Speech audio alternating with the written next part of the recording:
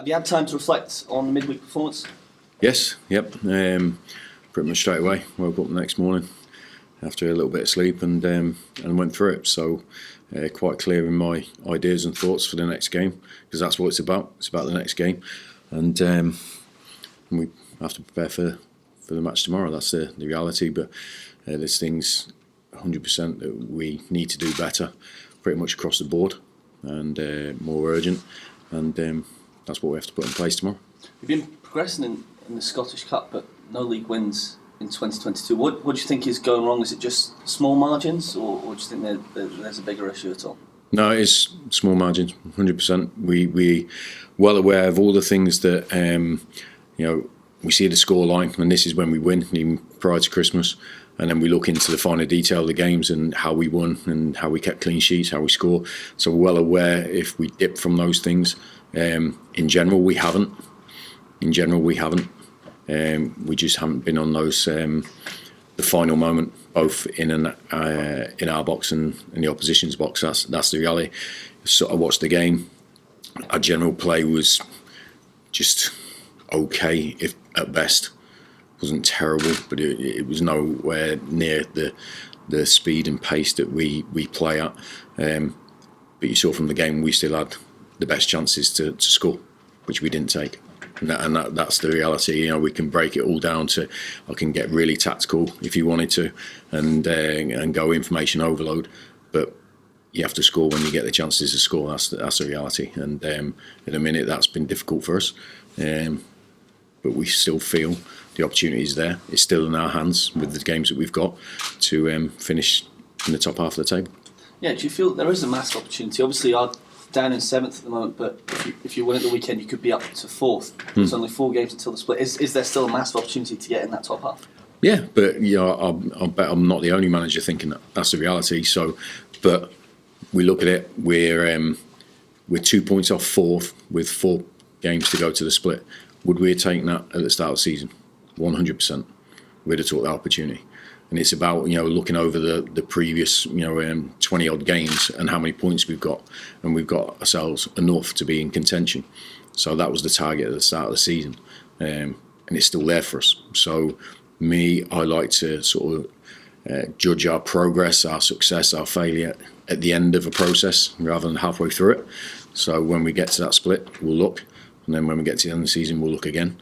And that's when we judge what our season is. But by no means is it all doom and gloom, because we have a fantastic opportunity on both sides, the league and the cup, to have a really good season. But the first thing we have to do is try to win tomorrow. And that's what we have to focus on.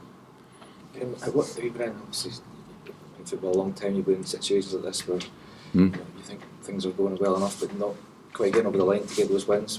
What is it the key to kind of getting over that line to get that one win that you're just kind of... There's lots of things, because there'll be something happens in each game which define which way the game goes sometimes, and then you look back and say, yeah, that was the defining moment. So it's hard to actually look forward and pick out those moments, but you have to do all the things, the basics well, I would say, which in general we have been doing. But on top of the basics, you have to find a way to win, and you have to find a way to keep the ball out of your net and make sure it goes in there and score more than the opposition. It's a real simple game, football, and we want to keep it clear for the players what we have to do, and we have to trust ourselves, and we have to trust the process that we had in place when we were winning games. Will continue to win us games if we make these slight improvements that we have to make. It's not about going to the board again and starting from scratch. There's no point in that. We're over 3/4 of the way through the season, or roughly that. We've won lots of points. We've beaten over the last 12 months, beaten every team in this division apart from the Old Firm. So we know we can compete with everybody that we're in competition with. So we have to just find that extra 5% that turns these games. You see the games all the time, and you look when we were winning 2-1, 1-0, 2-0. We've never been 3 and 4 up in games, so they've all been tight games. But you need to make sure those, or work as hard as you can to make those margins go your way, and that's where it comes down to the finer detail, which we discuss with the players.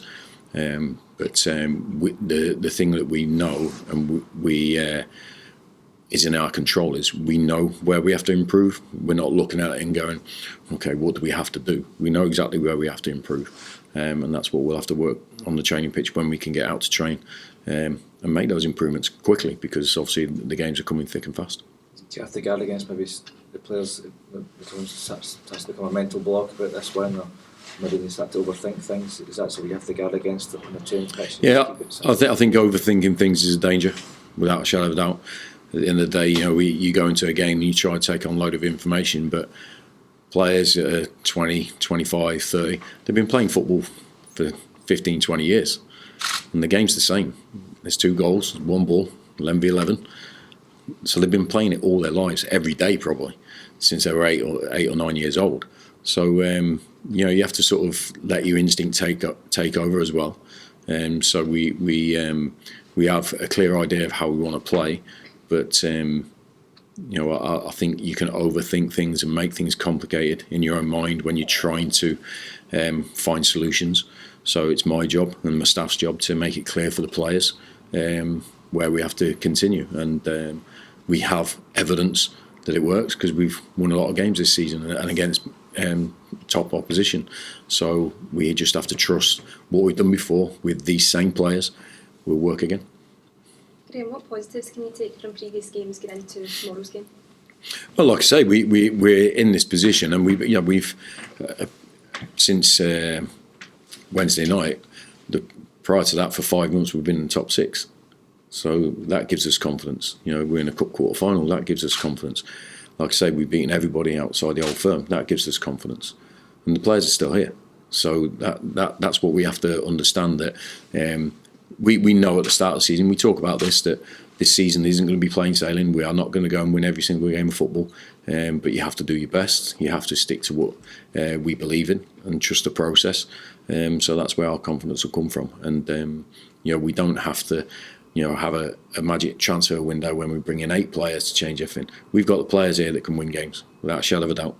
So, but players are humans. We're all humans. We have emotions. We have confidence. We have moments when we're nervous. We have moments when we're vulnerable. But as a professional, that's what you have to overcome. We're not just playing for fun. We're not on the park on a Sunday and whatever happens. We're professional for a reason, that we have to make things happen. We have to control our thoughts and our emotions and make sure that we focus on the game. And I think if you train that way, you think about your game away from the game. When you come to it, that's where your confidence comes from. And when you have confidence, you win games. So we're not far off it. I know that. We're not getting whacked every week. It's real fine margins. So we just have to trust in the players to make sure we get that win. Looking at the game tomorrow, Dundee are in a bit of a bad position at the moment. Does that make them more dangerous for you? No, not particularly. I've spoken many times about the competitiveness of the Premiership, and you see results every single week that are unusual or go against the grain. So for us, everyone's league position is irrelevant. I know I say that a lot, but it is. If we don't do the things that we're good at and what we need to focus on, then we're not going to justify what we do, and we're going to leave ourselves vulnerable to getting beat. So we have to focus on ourselves, regardless of who we're playing next. It's about what we do into the game, and if we do that and control that, I think it gives us the best chance of winning. So, like I said, I think prior to Wednesday, everyone in this division has got something to play for, including us, and in our motivation and our ambitions have got to override whatever any other club needs to do, and that's for us to control. How's the squad looking for tomorrow? Still missing, obviously, Nathan McGinley, Barry Maguire. Everyone's fit from the other night, so it'll be the same group of players to choose from, and so we'll have a strong enough squad to go into tomorrow's game. You cross paths with Mark McGee before?